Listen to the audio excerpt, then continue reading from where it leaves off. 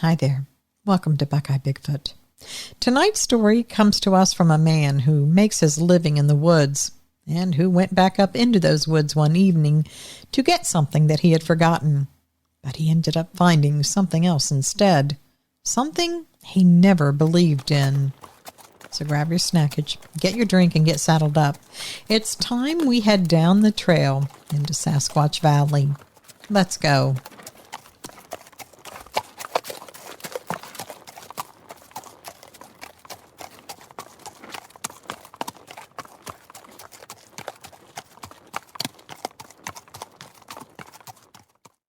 If you've never been the last man on a timber cut at dusk, you don't know how the woods can swallow a person up.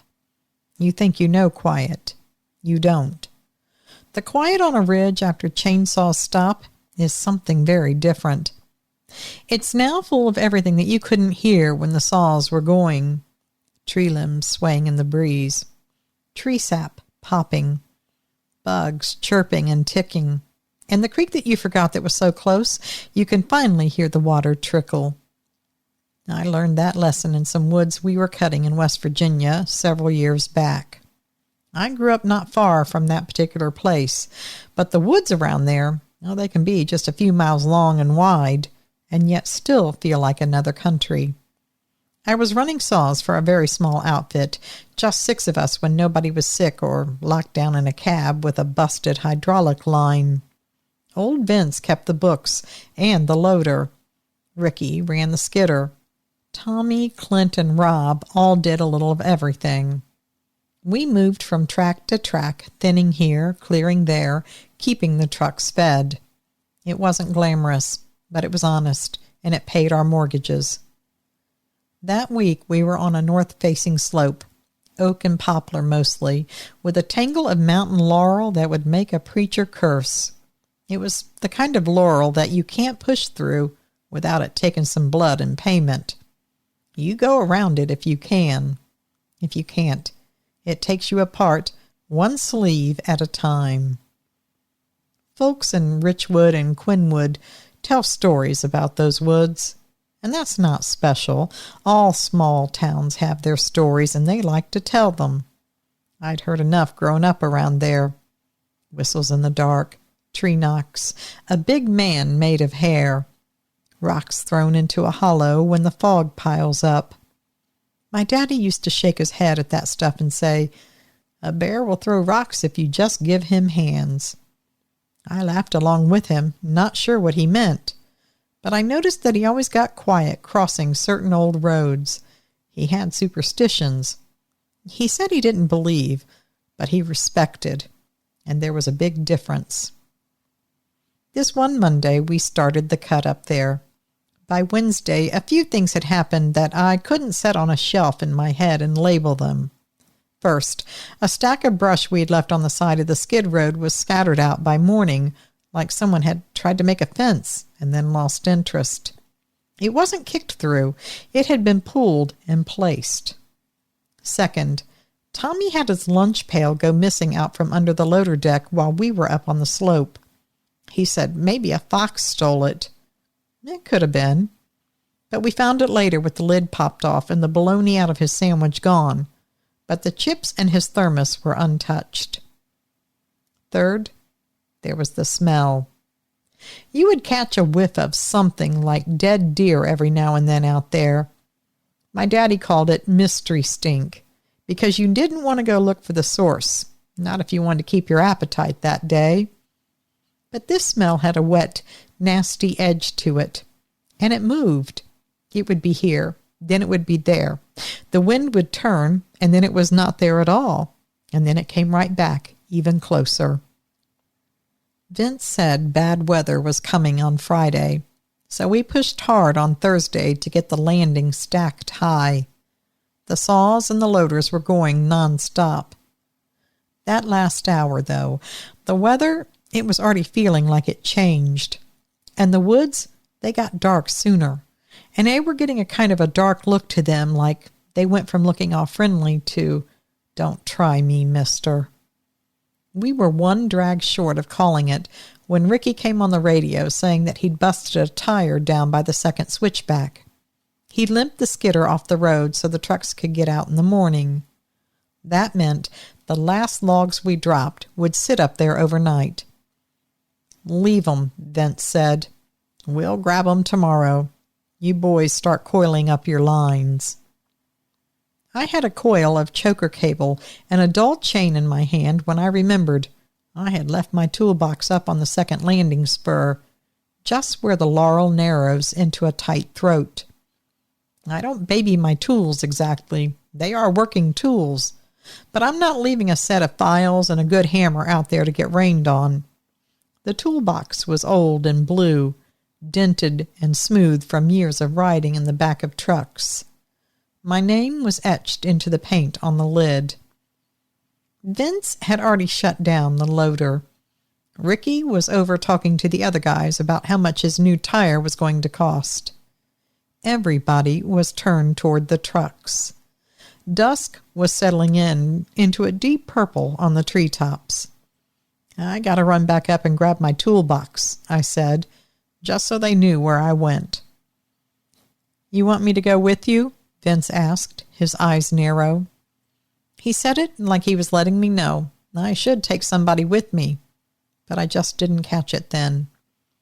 "Nah," I said, because stupid is a thing that a man can be without even trying. My Honda four-wheeler was sitting at the turn by the oil drums.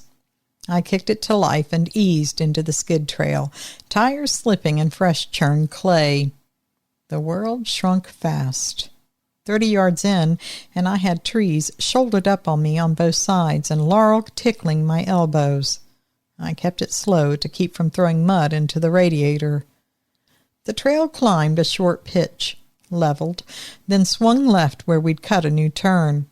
I knew every inch of that trail just by feel from working it that week. It was quiet, except for the engine and that creek that you can't really see. I passed the first spur, which was empty now except for 2 brush piles and a stack of oak tops. My toolbox was on the next one, just a minute further. I should have felt decent about that. But something was off.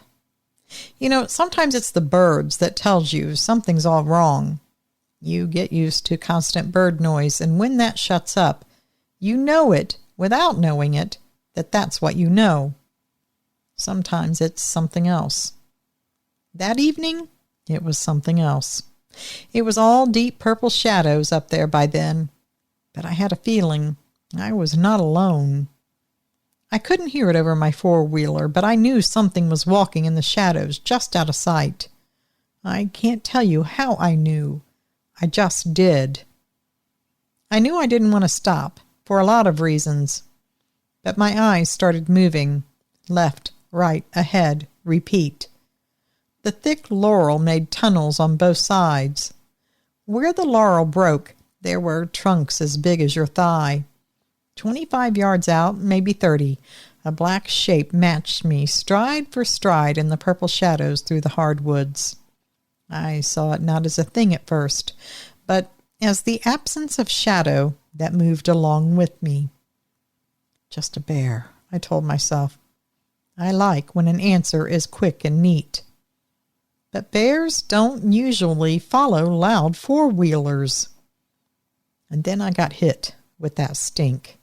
The stink came right with it. It went right up my nose all the way to my brain, and it stayed there. Even all of this did not worry me. You spend your life in the forest, you will run into all kinds of animals. I was surprised, though, that it was not put off by the four-wheeler's motor. I spun just a little bit on the fresh mud. Not a place or time to have a problem, I thought. So I eased the throttle and slowed my pace and climbed a little bit. The moving shadow matched me. I know bears don't do that. My mouth went dry, and my right hand got slick on the grip.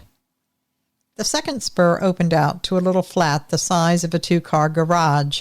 It was dirt-scraped and pocked with skidder tracks.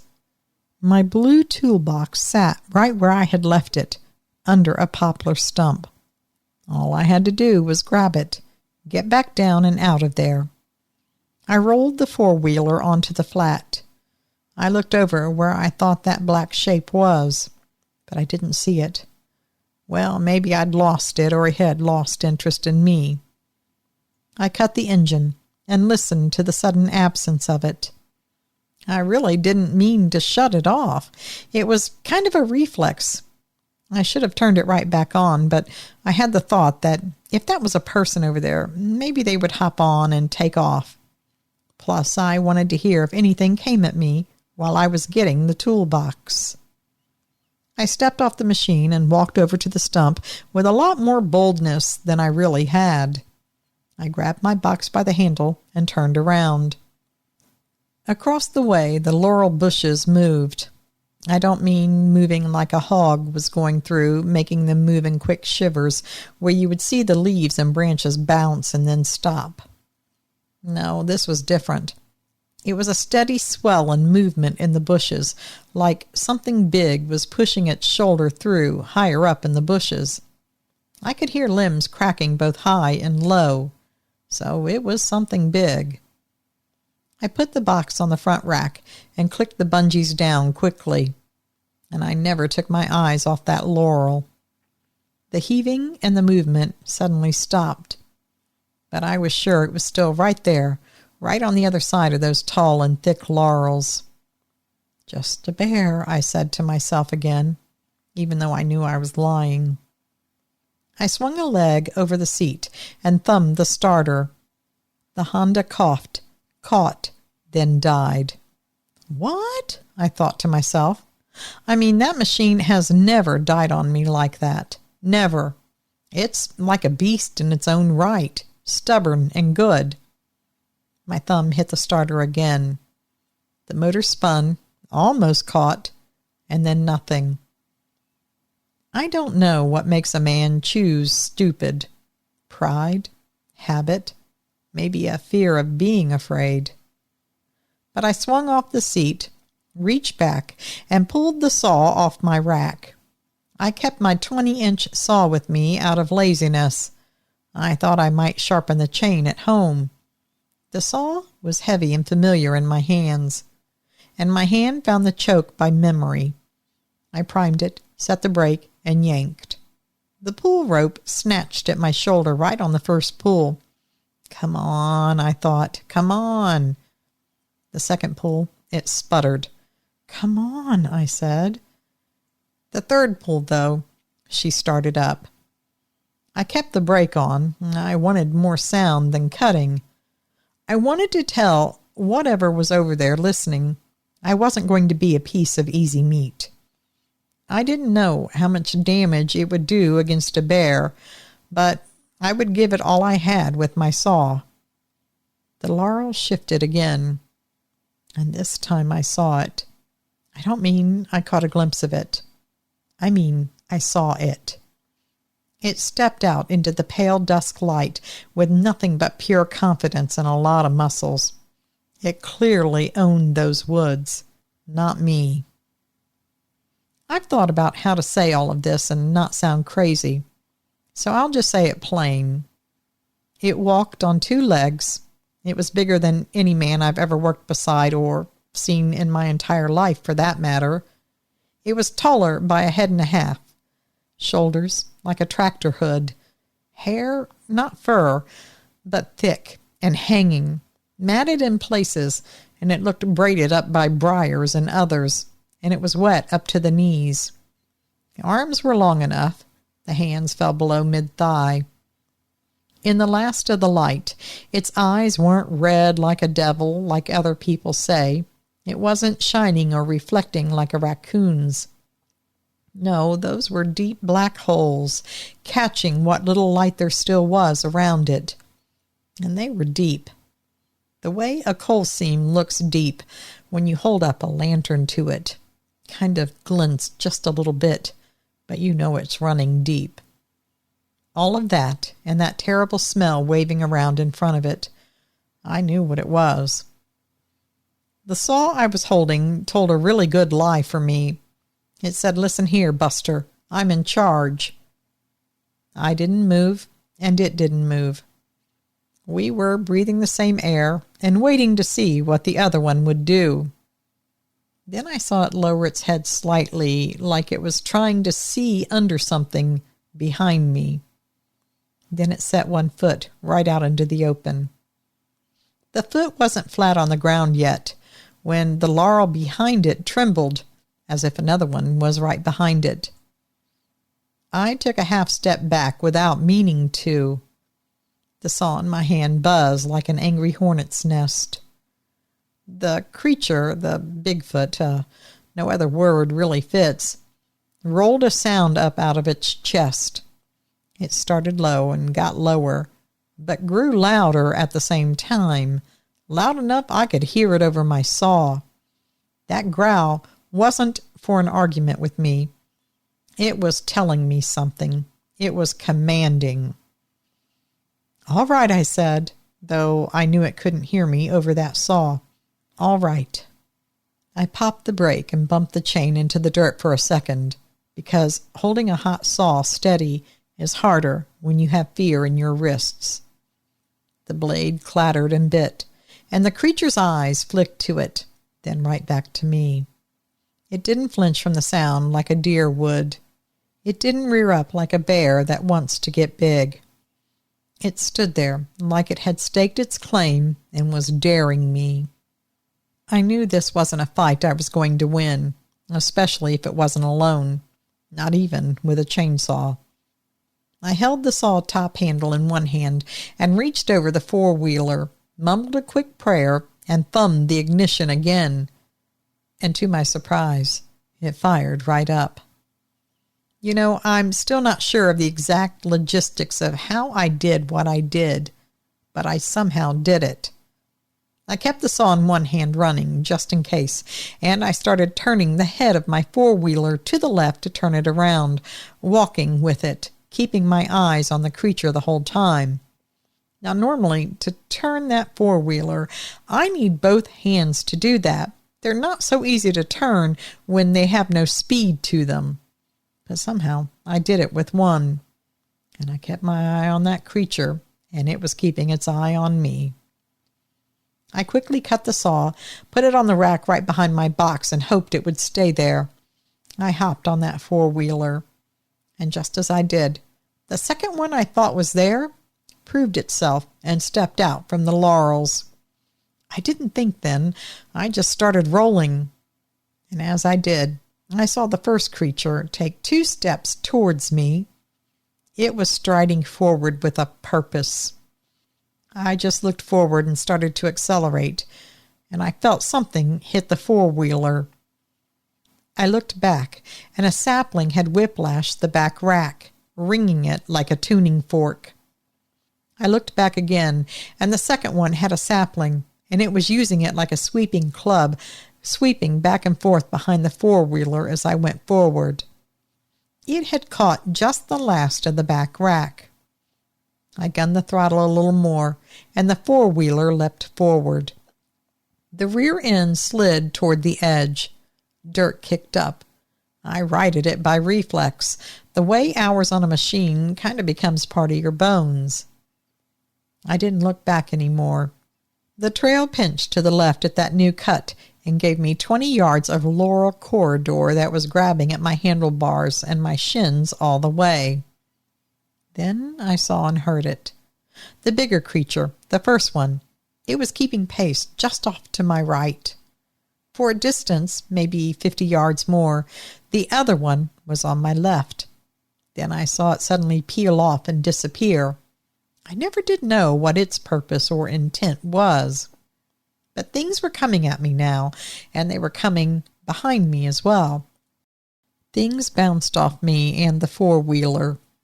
Branches shattered. I caught a flash of black at my 3 o'clock. Shoulder and hair and a pale slice of palm. A rock flew, a little one, maybe the size of a baby's fist, and it pinged off the front rack.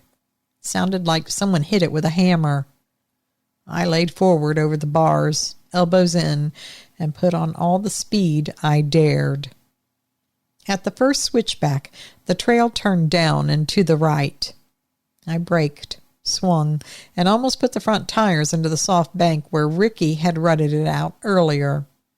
The engine bogged, then clawed, then found dirt and bit.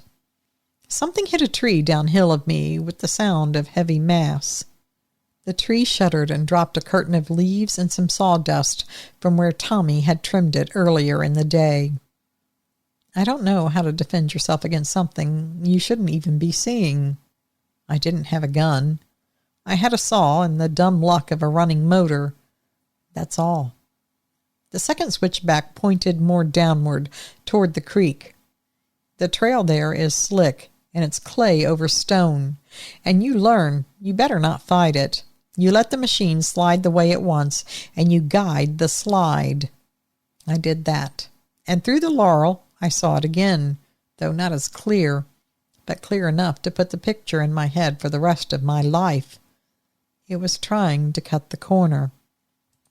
See, pacing me wasn't enough for it now, I guess. It was trying to get the angle on me, take a shortcut, cut me off at the pass, I guess you could say. Recklessly, I put on more speed to try to stay ahead of it.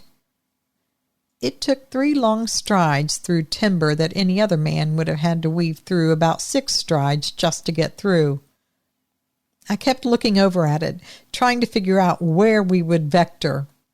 I knew, even with my speed, I wasn't going to get ahead of it, but it might put me parallel with it again. Then suddenly, to my surprise, it began to slow its pace, and it fell back just behind me. Now, I think about this a lot because I know it didn't slow down because it couldn't keep up. It slowed down because it was choosing something. I hit the creek crossing all wrong, though. You see, we had placed a line of rocks in the middle that you had to aim for to cross it just right, kind of like lining up your wheels on those tracks in a car wash. But I missed some of those rocks in my haste, and I dropped my front tire into a hole in the creek that made the whole machine lurch and bark. Water slapped up and soaked my boots. The motor stuttered. I rocked my weight back and fed the throttle impulses, trying not to flood it, talking to it like it could hear and understand. I was doing what I had to do to keep my panic down. On the bank behind me, I looked back, and I saw the big creature standing there. There was just enough dusk light left that I could see its chest heaving. Then a stone the size of a bowling ball splashed into water 2 yards left of me and sent cold creek all over my leg. It was a warning so pure there wasn't any misunderstanding in it. Not a miss. It was a message. But it wasn't thrown by the one standing on the bank. I had my eyes on him. It must have been the second one, though I couldn't see it. It didn't come across the creek. I had the feeling it was waiting for me to keep going. "I'm going," I shouted at it. I rocked the four-wheeler back and forth, and then the tires found some grip, and we clawed our way out of the creek. I cut right around a stump and bent low for the limb that I always forgot was there. Another rock landed behind me. It was clear to me then it really wasn't trying to hit me, because I believe it could have if it wanted to. It was pushing me. I got that message clear as can be. I pointed my four-wheeler downhill with more speed than I should have, and I let it buck and slide to where the trail widened at the mouth of the trail. The loader deck sits 300 yards on from there, out of the trees, under the sky, and that open sky felt like home base, a safe place. When the landing opened in front of me, I didn't let up until dirt turned into the flattened paste of a work deck and my wheels threw mud across a heap of bark. The loader sat quiet in the twilight like a dinosaur skeleton. Vince's truck was a rectangle of dull red right nearby.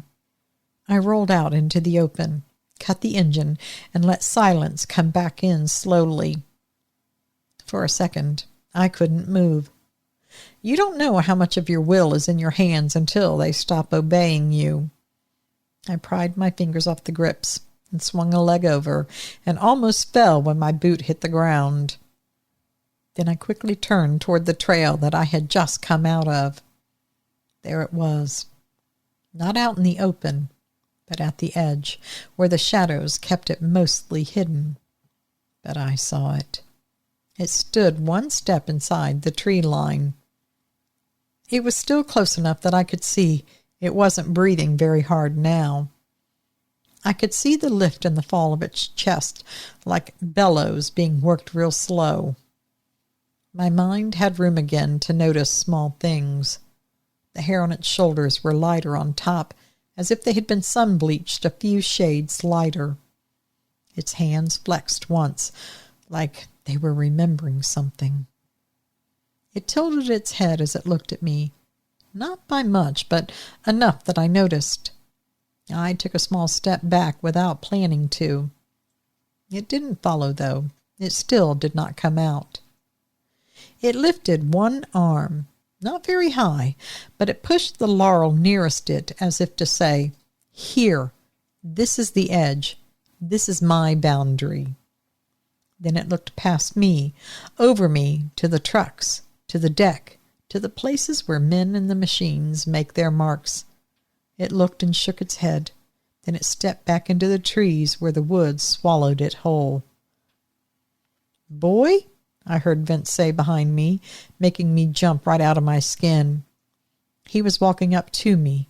He had walked from the far side of the deck without me seeing him.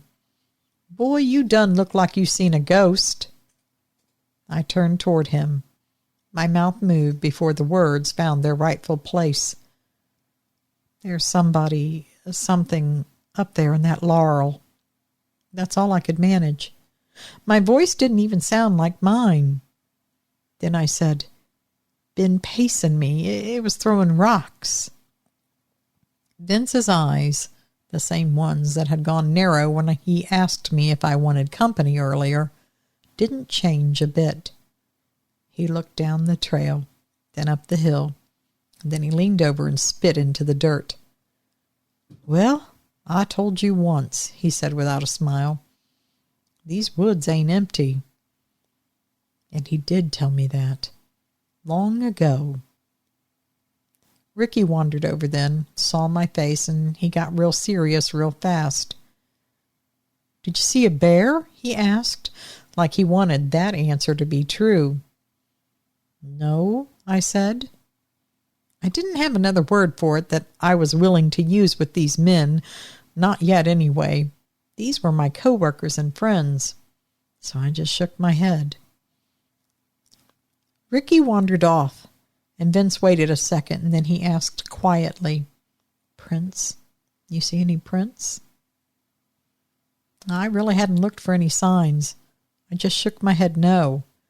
I had been busy staying alive. Vince went and fetched a flashlight from his truck.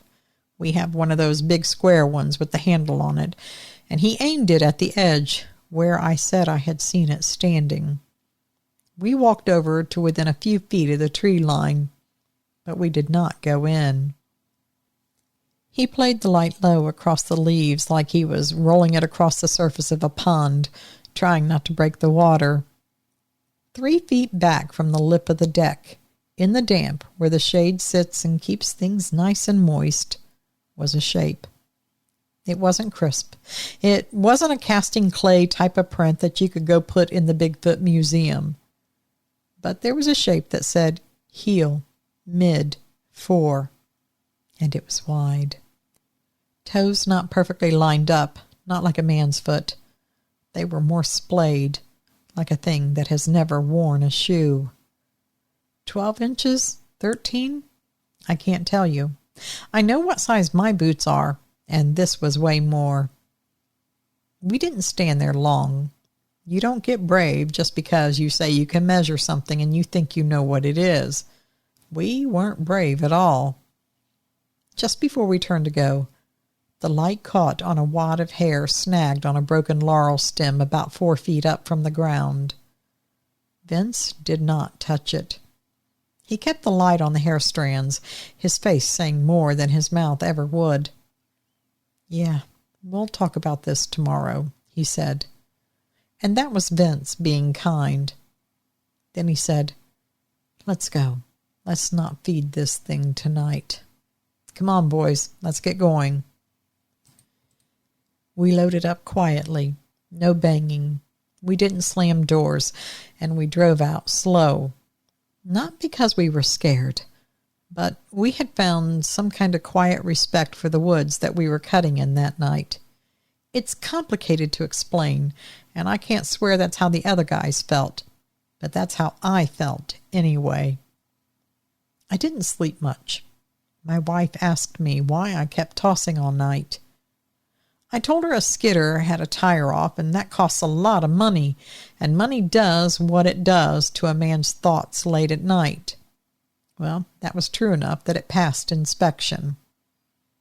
But in the dark, I remembered the way it looked at me, the way I had looked at it, and the space between those two looks.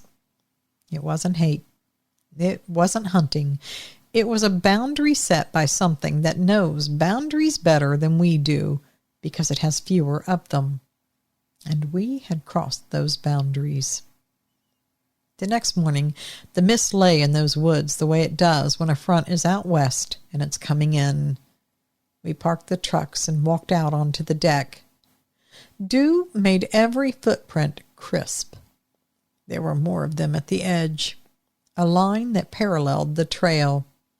They weren't perfect prints, and leaves collapse under heavy feet, and they can make shapes that will look like anything if you just want them to. But there were enough that were clear for my stomach to drop a little. Vince didn't actually say Bigfoot. Well, none of us said that to each other. We just looked around and said, well, and looky there. And hey, you see this? We said it in tones that mean, we're never going to mention this in town. At the creek crossing, we found 2 rocks in the mud that didn't belong where they were. One had a smear of wet clay on top, like it had been touched with a palm, not rolled. On the second spur, where my toolbox had been, a sapling had been shoved across the trail the way you would put a gate. I don't mean that it was cut or broken down by the wind. This was placed. Ricky pushed it aside with the skidder like it was just some grass. Well, we got to keep the landing tidy, Vince said to no one in particular. And then to everybody he said, and we're not going to stay late unless we got to anymore. Now you can set yourself up to see a thing that ain't there. You can also set yourself up to quickly not see a thing that is there. After that, our days got busier. The trucks came and went, the loader clattered, and we ran saws, ate our bologna sandwiches, busted our knuckles on dull chains, laughed at things that really aren't funny unless you were there, and the woods were mostly silent from then on. Mostly. Oh, there were some knocks that could have been dead limbs twisting, and there were a lot of whistles that maybe were some wind easing through a pile of hollow wood. And there was a smell one day by the third landing that was in your nose before you knew it, and it stayed there all day, oily and clinging inside your nostrils. You just couldn't clean it out. We watched the tree lines around us, and then we would look down at our work, but we didn't talk about it. Respect isn't silence, but sometimes silence is respect. 2 days after that chase down the trail, I found a smooth river stone placed on top of my blue toolbox. It was the size of my hand, and it was nearly a perfect oval shape, and it was gray with a white stripe like a belt running around it. No tracks around the area, just the stone. And it wasn't a type of stone from that ridge, none that we'd ever seen, and it wasn't from any place we'd ever seen working up there. None of us knew what to make of it. I'm not saying this was a gift. I don't romanticize this whole Bigfoot thing. I didn't bring that rock home either. I picked it up, looked at the woods, and said loudly, "I see you." Then I set it down on the stump where the toolbox had been.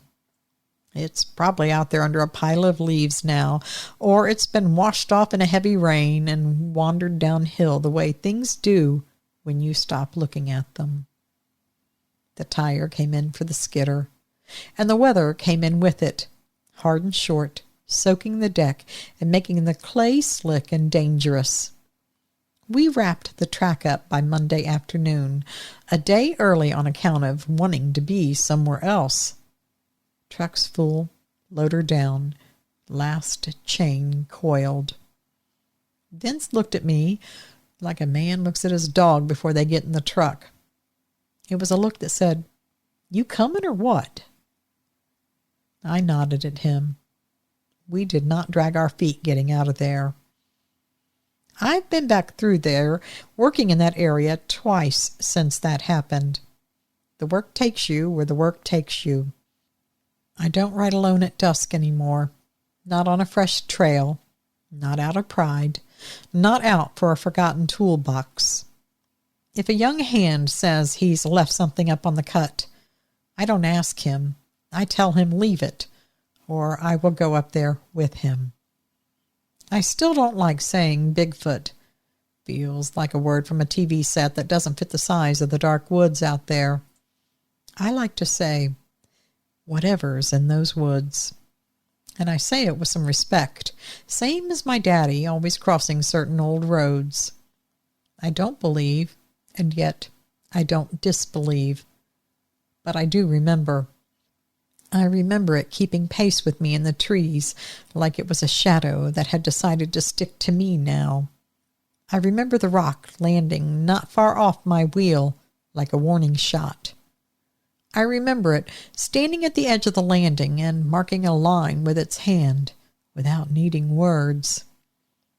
People ask if I felt hunted. I say no. Herded? Yes, maybe, probably. Pushed out from where I didn't belong? I think about the way it slowed at the switchback when it could have cut me off if it wanted, like it had made a choice not to be the last thing I ever saw, because if it didn't stop, it would be the last thing I ever saw. I think about how it tried to cut me off there at the pass. I know that if it really wanted to, it could have. And what would have happened, I don't think would have been good for me. But it held back at the last second. It made that decision. And I know that something living in those woods didn't want me there. It was just showing me the exit. That is the truth as clean as I can tell it, and it's taken me several days to write this email out, to go back and to fix things. But I want people to know, if you're ever the last man on a ridge, and dusk sits down on the leaves like some purple heavy hand, don't argue with the feeling of the place if it suddenly feels off. And don't pretend you or your machine is bigger than that dark. Pick up your toolbox before supper time. Leave when the woods tell you to leave. And if the laurel starts to lean and shake, and something breathes with a heaving chest like a big set of bellows, be grateful for that warning. Not all warnings from the woods are loud. Some of them are just a big, quiet shape that keeps pace with you until you know it's time to go home. You know, a boundary's a very powerful thing. That logger, he wasn't being hunted, I'm sure of that. He was being pushed out from where he didn't belong by something that knows those thickets better than we ever will. Rocks in the creek, saplings set like a gate, and a shape that kept pace till the message landed. Turn around, son. You aren't welcome here. Well, take his advice. If you work in the woods, or if you're even out there, spending a little time out there, don't be the last man on a ridge at dusk. At least, don't be alone. All right. Well, listen, my Sasquatch, thank you so much for riding along with me tonight. Please keep your snackage hot and ready, and your horses, keep them well fed. And until the next time that we head down the trail into Sasquatch Valley, always remember, Absence of proof is not proof of absence. Thanks for listening.